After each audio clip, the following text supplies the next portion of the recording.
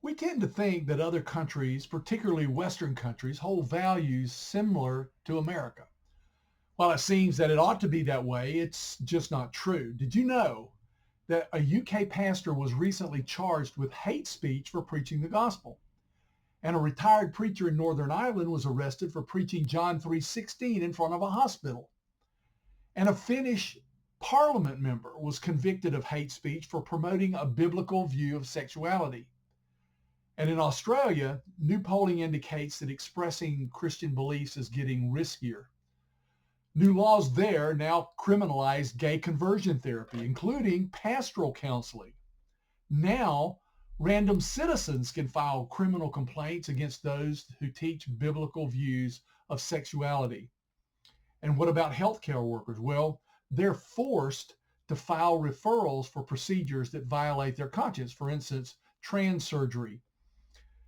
Also in the land down under, an anti-Christian legislation has just exploded over the last 5 years.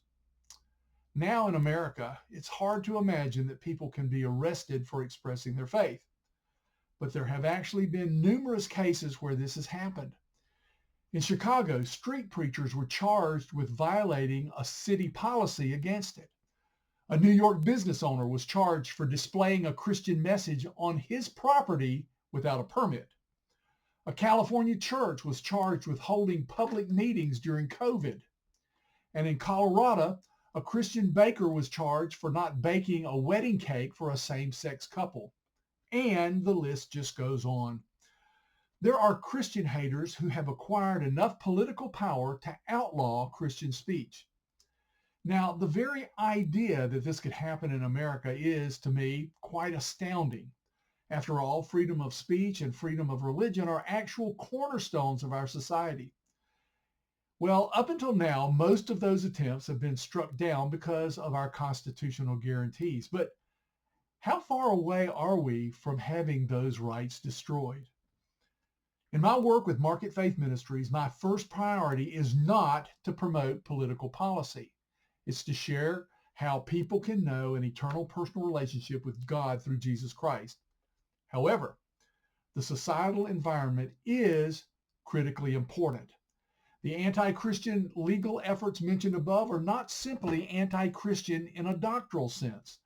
They actually affect how or even whether people are able to express their faith in public. Part of being a good Christian citizen is helping create a free environment where Christians aren't censored. It's important in these days of increasing anti-Christian activity for Christians to boldly stand strong, and to do that, we have to become equipped. Market Faith Ministries is a worldview discipleship ministry, and we specialize in Christian discipleship training. We have numerous books and many free Christian discipleship resources on our ministry website, and you can find those at www.marketfaith.org. We also offer the one-day seminary for everyday believers.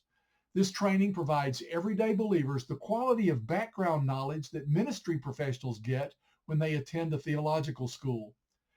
We'd love to explore with you the possibility of bringing this to your church or Christian organization. You can find our contact information at www.marketfaith.org. Check it out, then follow us here for more practical apologetics help. This is Freddy Davis, president of Market Faith Ministries. See you next time.